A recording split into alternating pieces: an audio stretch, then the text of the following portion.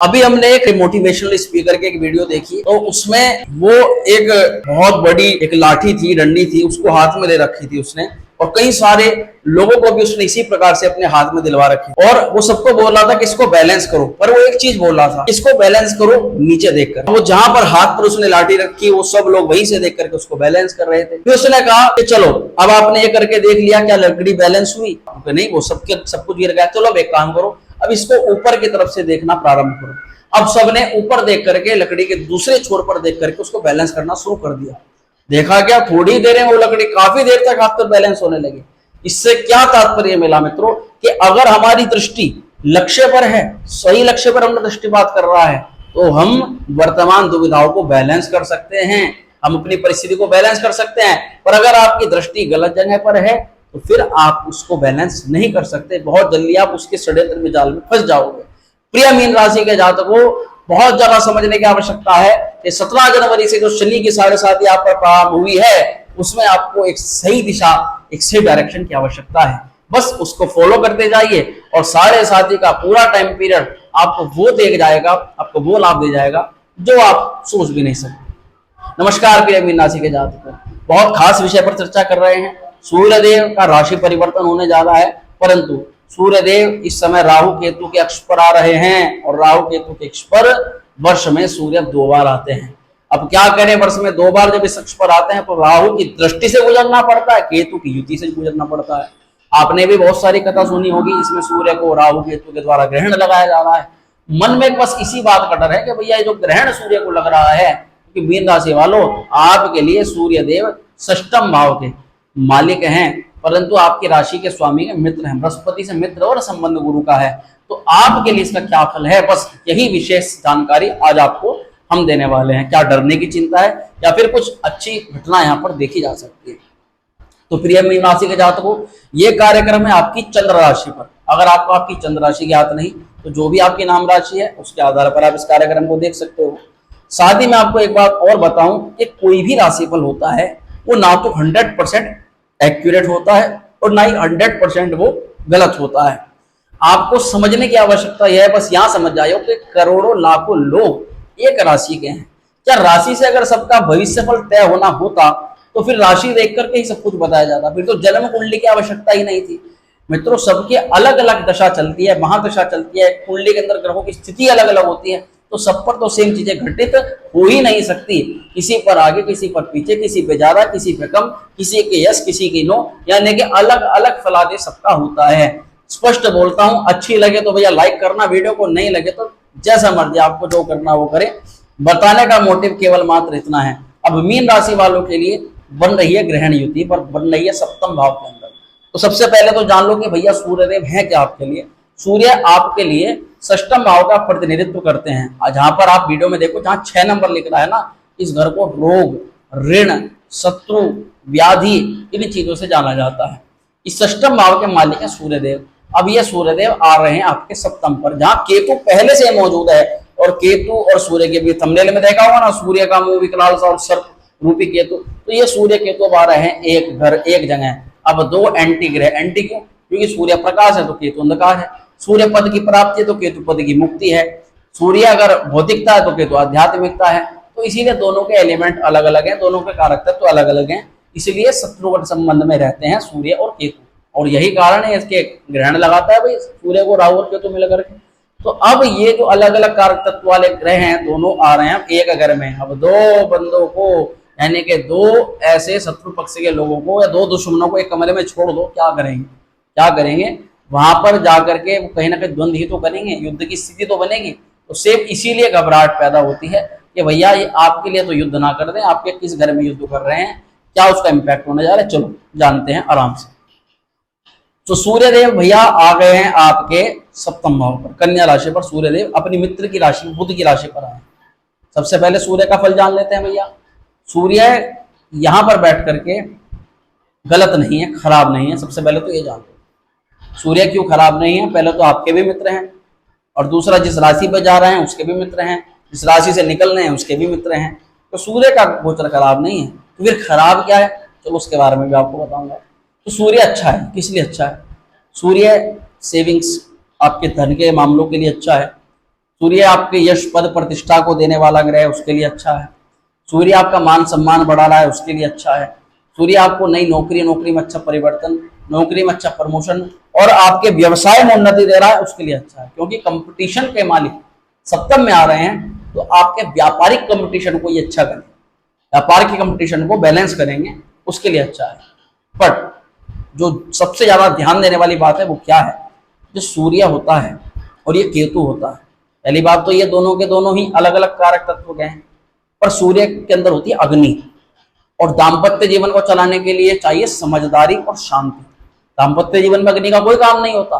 अब ये दाम्पत्य जीवन में और हमारे व्यवसायिक क्षेत्र के अंदर उसमें फायर एलिमेंट सूर्य देव का प्रवेश हो रहा है, तो क्या ये शुभ है? दाम्पत्य जीवन में क्या अग्नि क्या करवाएगी? अग्नि तो मित्रों, ये अग्नि पति और पत्नी के मध्य में ये दिक्कत करती है, ये परेशानी को उत्पन्न करती है।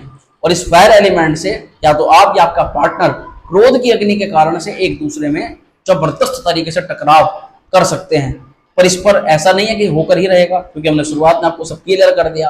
किसी का सूर्य अच्छा कुंडली के अंदर, तो वो थोड़ी बहुत बात होगी तो पार्टनर हंस के टाल देगा, अरे चलो ये तो ऐसे ही बोलते रहते हैं। पार्टनर ने थोड़ा गर्म मिजाज से बोला तो आपने ध्यान नहीं दिया, आप अपने काम में मस्त लगे और आपने सुना ही नहीं, इधर सुना इधर। अगर वो थोड़ी टाइम पूछा कि मैंने कुछ बोला था, कुछ सुनाई दिया आपको, आप बोलोगे मैं तो काम में था, मुझे तो लग ही नहीं रहा था कुछ। तो ऐसी स्थिति हो जाएगी। अगर सूर्य कुंडली के अंदर अच्छा है, केतु अगर थोड़ा ज्यादा प्रभावी है, तो भैया आप जरूर कहन सुनन में आ सकते हो और जरूर फिसाद हो सकता है। बड़ी बात क्या है भैया, इस समय पिता के स्वास्थ्य पर ध्यान रखना है, पिता के साथ रिलेशन पर भी ध्यान रखना है। देखो, उन्होंने हमारा बहुत किया, हमें जन्म दिया, जन्म देने के बाद हमारी पढ़ाई लिखाई करवाई, और इसके अपोजिट आप कई सारे ऐसे लोगों को देखोगे जो आज सक्सेस की सीमा पर हैं। उनसे पूछना कि उनके बड़ों ने या उनके पिता ने उनका कितना सपोर्ट, कितनी सहायता करी। हाँ, यह है उनके डिसीजन में उनको सहायता करी होगी, उनके डिसीजन में यस किया होगा, पर कई सारे लोगों की विपरीत परिस्थितियां रहती हैं, परंतु आज भी उच्च पद की प्राप्ति है। तो भैया ये आपके भाग्य पर, आपकी मेहनत पर निर्भर करता है कि आपके जीवन में आपको क्या, कब और कितना मिलेगा। इसीलिए किसी पर भी इसको एक व्यक्ति के ऊपर बोलना ठीक नहीं है। अभी आपके शरीर में प्राण है, ताकत है, दिमाग है, सब कुछ अभी हाथ में है। उस व्यक्ति को देखो जो लेट चुका है इस समय हॉस्पिटल में, जो कि वेंटिलेटर पर लेटा हुआ है, उस व्यक्ति को बोलते हैं खराब स्थिति, वो कुछ भी नहीं कर सकता, जो बस मृत्यु के आसीन है कि मृत्यु आएगी और प्राण हर के चली जाएगी। तो यहाँ मीन राशि वालों इस चीज को समझो कि आपके अंदर ताकत है, ऊर्जा है, समझदारी है। अरे आप तो वो राशि हो जो दूसरों की सहायता करके चलती है, जो दूसरों को दिशा निर्देश देती है। मीन राशि के स्वामी बृहस्पति हैं, बृहस्पति गुरु की पदवी को प्राप्त हैं और मुख्य रूप से ब्राह्मणों का प्रतिनिधित्व करते हैं। ब्राह्मण का मतलब होता है सही दिशा निर्देश देने वाला, वो होता है ब्राह्मण, जो आपको सही डायरेक्शन में लेकर के जाए। तो हार मानने की आवश्यकता नहीं है। 17 जनवरी से ही मैंने देखा कि मीन राशि वाले हताश परेशान होना चालू हो गए, उनको टेंशन होनी स्टार्ट हो गई है। वो खामा का ही अभी से ही इतना ज्यादा सैड रहने लगे कि पता नहीं उनका क्या लुटपिट गया। अरे बहुत बहुत परिस्थितियां खराब हो जाती है मीन राशि वालों, घबराओ मत, घबराने कोई बात नहीं। अपनी सूझबूझ और बुद्धिमत्ता से सब काम ठीक कर लोगे। धन, यश, पद, प्रतिष्ठा, नौकरी के लिए सूर्य का गोचर अच्छा हो रहा है, परंतु पिता का स्वास्थ्य ध्यान रखना है, पिता के साथ संबंध ठीक रखने हैं। आपको प्रयत्न में सफलता जरूर मिलेगी, मेहनत में जरूर सफलता मिलेगी। कौन सी मेहनत में? जिसके लिए आप बहुत टाइम से लग रहे हो। जब भी सूर्य अपने प्रथम भाव को देखता है तो ये प्रथम भाव को नहीं, ये आपको देखना होता है। आपका मतलब ये आप क्या कर रहे हो इस समय, किसके लिए सबसे ज्यादा मेहनत कर रहे हो, क्या आपका फ्यूचर प्लान है, क्या आप प्रेजेंट उसके लिए आप मेहनत कर रहे हो। यानी फ्यूचर प्लान के लिए प्रेजेंट में मेहनत की जा रही है, ये उसको सफल बनाता है। एक बात हकीकत है कि सूर्य केतु यहाँ गृहस्थ सुख में बाधक है। अब अच्छा किन के लिए? अच्छा उन लोगों के लिए मित्रों, देखो वैसे तो कभी भी हम ये कल्पना नहीं करते, नहीं सोचते किसी भी दो व्यक्तियों का रिलेशन खराब हो, संबंध खराब हो, परंतु जिन लोगों का संबंध इतना इस हद तक पहुंच चुका है कि अब वापसी जाने का कोई भी औचित्य नहीं बैठ रहा। बहुत सारे हमारे मीन राशि के जातक ऐसे हैं इस समय, जो पति या तो पत्नी तो हमारी वीडियो को देख रहे होंगे, ज्यादातर सबका तो ये मैटर नहीं होगा, पर आपके अपने परिवार में भी होगा मीन राशि के जातक इस प्रकार के, जिनके साथ में इस समय ऐसी स्थिति बन चुकी है कि तलाक ही होगा। तलाक की प्रोसीजर भी स्टार्ट हो चुकी है, पर कोर्ट केस चल रहा है या फिर आपसी में वाद विवाद चल रहा है।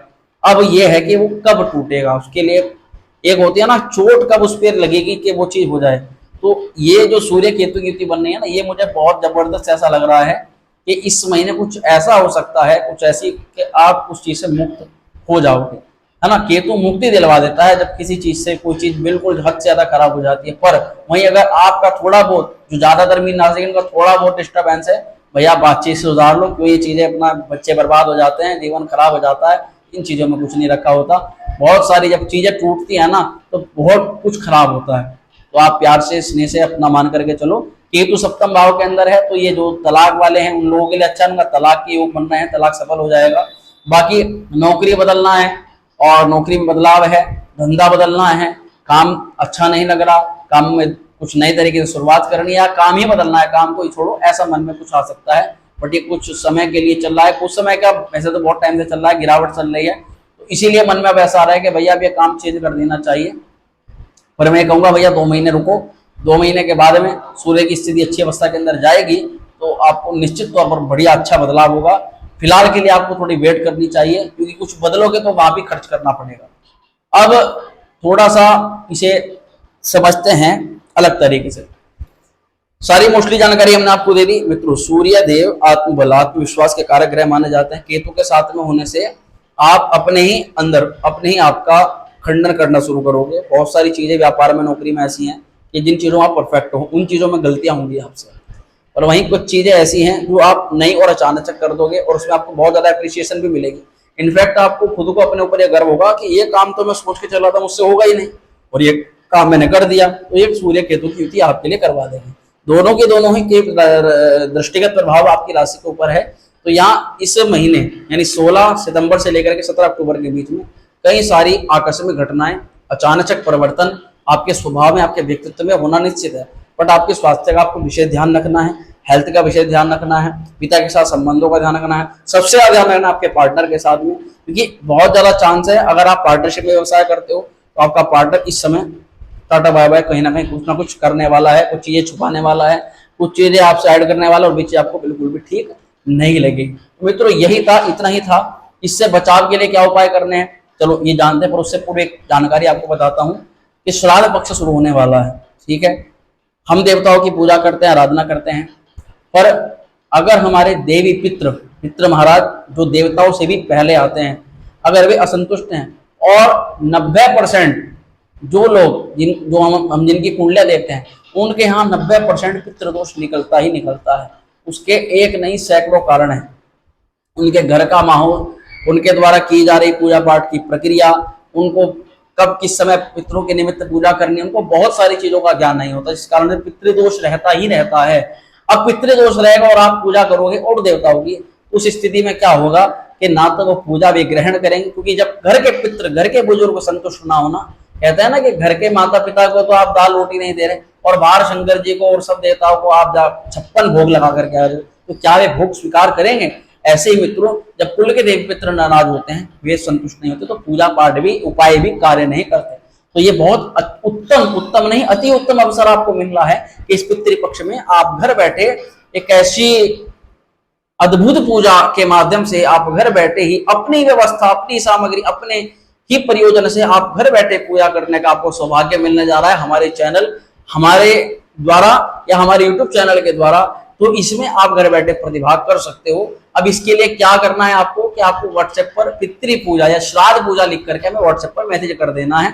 अब उसका क्या शुल्क है, क्या प्रक्रिया है, कब पूजा होगी, कैसे होगी, क्या सामग्री चाहिए, सब कुछ आपको डिटेल्ड में व्हाट्सएप पर ही बता दिया जाएगा।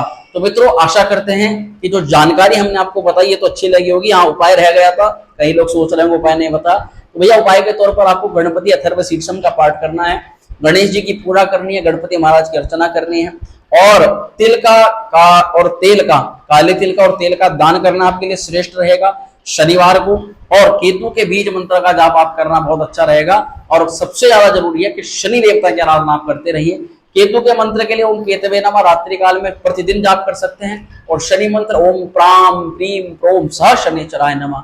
जिन मीन राशि वालों के साथ वर्तमान में 1-1.5 साल के अंदर मुख्यतः 23 के बाद से कोर्ट कचहरी मुकदमा शुरू हुआ है, उनको मैं निश्चित कहूंगा आप जरूर भैरव पूजा में प्रतिभाग करें। भैरव पूजा प्रतिभाग करने से निश्चित तौर पर, क्योंकि ये 7:30 स्टार्ट हुई है, जल्दी तो नहीं समाप्त होगी, ये भी लंबा समय है।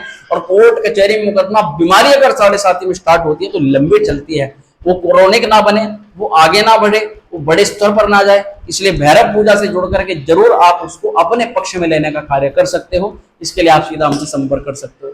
चलिए मित्रों, आशा करते हैं जानकारी अच्छी लगी होगी। वीडियो पसंद आए तो लाइक करिएगा, शेयर करिएगा, बन लेगा हमारे साथ में। मिलते हैं अगली वीडियो में। ओम श्री विद्याय।